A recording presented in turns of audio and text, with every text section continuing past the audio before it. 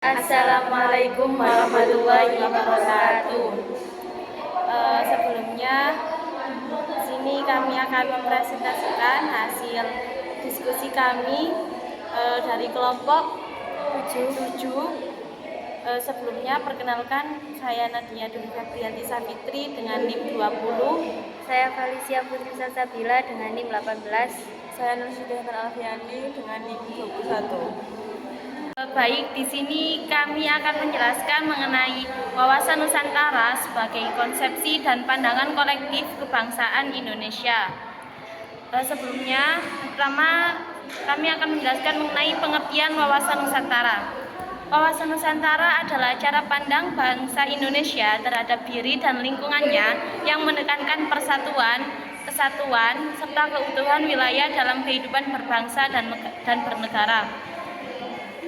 Wawasan Nusantara secara luas mencerminkan kesatuan politik, ekonomi, sosial budaya, dan pertahanan ketahanan di dalam NKRI.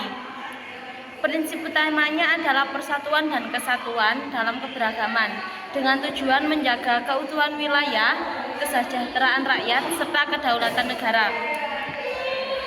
Berikutnya mengenai hakikat wawasan Nusantara. Hakikat wawasan Nusantara terletak pada prinsip persatuan dan kesatuan dalam keberagaman yang menegaskan bahwa meskipun Indonesia memiliki keberagaman suku, agama, dan budaya, seluruh elemen masyarakat tetap merupakan satu kesatuan dalam bingkai Negara Kesatuan Republik Indonesia, yaitu NKRI. Jadi secara meluas, hakikat wawasan Nusantara merupakan konsep yang menegaskan bahwa Indonesia merupakan suatu kesatuan wilayah yang terdiri dari daratan, lautan, dan udara yang tak terpisahkan. Nusantara bukan hanya sekedar kumpulan pulau-pulau, akan tetapi suatu kesatuan geografis, sosial, budaya, ekonomi, dan politik yang saling berkaitan. Dalam konteks ini, Nusantara memiliki makna sebagai identitas nasional yang mencerminkan keberagaman budaya, adat istiadat, serta kekayaan sumber daya yang harus dijaga dan dimanfaatkan sebaik mungkin untuk kesejahteraan bersama. Selain itu, hakikat Nusantara juga menekankan adanya pentingnya persatuan dan kesatuan, solidaritas dalam menghadapi tantangan, baik dari dalam negeri maupun luar negeri, agar kedaulatan dan keutuhan negara tetap terjaga. Baik, selanjutnya akan dijelaskan oleh rekan saya. Saya akan menjelaskan tentang 5 aspek utama wawasan Nusantara. Yang pertama, kesatuan wilayah. Sebagai contoh, Indonesia dipandang sebagai satu kesatuan utuh dari Sabang hingga Merauke. Setiap kebijakan nasional harus mempertimbangkan keutuhan wilayah demi keberlangsungan negara. Yang kedua, kesatuan bangsa. Sebagai contoh, semua warga negara Indonesia adalah bagian dari satu bangsa tanpa perbedaan dan hak kewajiban. Yang ketiga, kesatuan ekonomi, yaitu sumber daya alam dan potensi ekonomi harus dikelola secara adil dan merata. Yang keempat, kesatuan sosial dan budaya, yaitu keanekaragaman budaya adalah aset nasional yang harus dijaga oleh dan dilestarikan. Yang kelima, kesatuan pertahanan dan keamanan, yaitu mengutamakan konsep pertahanan semesta yang melibatkan seluruh elemen masyarakat. Selanjutnya, mengenai asas wawasan Nusantara. Asas wawasan Nusantara adalah prinsip dasar yang menjadi pedoman dalam kehidupan berbangsa dan bernegara. Ada beberapa asas-asas wawasan Nusantara. Yang pertama, asas kepentingan nasional, yaitu kebijakan harus mengutamakan kepentingan seluruh bangsa, bukan hanya kelompok atau daerah tertentu. Yang kedua, asas kesatuan dan persatuan, yaitu menjaga persatuan wilayah, budaya, dan semangat persaudaraan antar warga negara. Yang ketiga, asas keadilan, yaitu setiap warga negara berhak mendapatkan perlakuan yang adil dalam berbagai aspek kehidupan.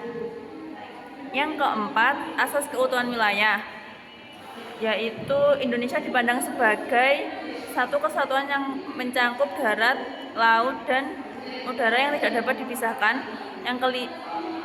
asas kebinekaan, yaitu menghargai perbedaan suku, agama, budaya, dan adat istiadat sebagai kekayaan bangsa yang harus dijaga. Asas-asas ini menjadi pedoman dalam menyusun kebijakan nasional yang selaras dengan persatuan dan keadilan. Selanjutnya saya akan menjelaskan tentang arah wawasan Nusantara. Wawasan Nusantara ini berperan sebagai pedoman dalam menjaga persatuan, keutuhan, dan kedaulatan NKRI. Nah, konsep ini diterapkan dalam berbagai aspek kehidupan untuk mencapai tujuan nasional yang berlandaskan Pancasila dan UUD 1945. Nah, arah wawasan Nusantara ini dapat diimplementasikan dalam berbagai bidang. Yang pertama yaitu dalam bidang politik. Contohnya dapat memperkuat partisipasi aktif dalam pemilu dan kebijakan publik. Yang kedua terdapat pada bidang ekonomi, yaitu dapat membangun sistem ekonomi yang adil dan berkelanjutan. Yang ketiga berada di bidang sosial dan budaya, yaitu dapat melestarikan budaya nasional agar tidak tergerus globalisasi. Yang terakhir yaitu dalam bidang pertahanan dan keamanan, dapat mewujudkan pertahanan yang tangguh terhadap ancaman internal dan eksternal. Selanjutnya yaitu kedudukan wawasan Nusantara. Wawasan Nusantara ini memiliki peran yang strategis dalam membentuk arah pembangunan nasional serta menjaga keutuhan NKRI. Konsep ini menjadi landasan utama dalam kehidupan berbangsa dan bernegara. Nah, kedudukan strategis wawasan Nusantara ini memiliki beberapa pandangan. Pertama yaitu sebagai pandangan hidup visi nasional, yaitu untuk menjadi pedoman utama dalam membangun bangsa dan mencerminkan cita-cita bersama untuk kesejahteraan dan kemajuan nasional. Selanjutnya yaitu sebagai pedoman dalam penyusunan kebijakan nasional. Acuan utama dalam pembuatan kebijakan agar tetap selaras dengan kepentingan nasional. Yang ketiga yaitu sebagai dasar dalam membangun hubungan antar warga negara untuk mendorong hubungan sosial yang harmonis, setara, dan berlandaskan persatuan. Yang keempat yaitu sebagai landasan dalam menjaga keutuhan wilayah NKRI, yaitu sebagai menjadi prinsip utama dalam menjaga kedaulatan dan stabilitas nasional. Tentang fungsi wawasan Nusantara. Nah, wawasan Nusantara ini memiliki beberapa fungsi, yaitu yang pertama sebagai wawasan dalam pembangunan, yang kedua sebagai wawasan dalam kewilayahan, yang ketiga yaitu sebagai wawasan dalam pertahanan dan keamanan, yang terakhir yaitu sebagai wawasan dalam politik. Selanjutnya yaitu tentang tujuan wawasan Nusantara. Tujuan wawasan Nusantara ini dapat dibedakan menjadi dua jenis tujuan, yaitu yang pertama pada tujuan nasional dan yang kedua tujuan dalam berbagai aspek. Tujuan nasional ini memiliki beberapa fungsi, yaitu melindungi bangsa dan wilayah Indonesia, memajukan kesejahteraan umum, mencerdaskan kehidupan bangsa, dan yang terakhir berperan dalam menciptakan ketertiban dunia. Selanjutnya, tujuan dalam berbagai aspek. Yang pertama pada aspek politik, seperti menjaga persatuan, mencegah disintegrasi, memperkuat kedaulatan, dan membangun pemerintahan yang demokratis. Yang kedua, aspek ekonomi, seperti meningkatkan kesejahteraan, mengelola sumber daya secara adil, dan memperkuat ekonomi nasional. Yang ketiga pada aspek sosial budaya, seperti menjaga keberagaman, memperkuat nilai kebangsaan, serta melestarikan budaya lokal.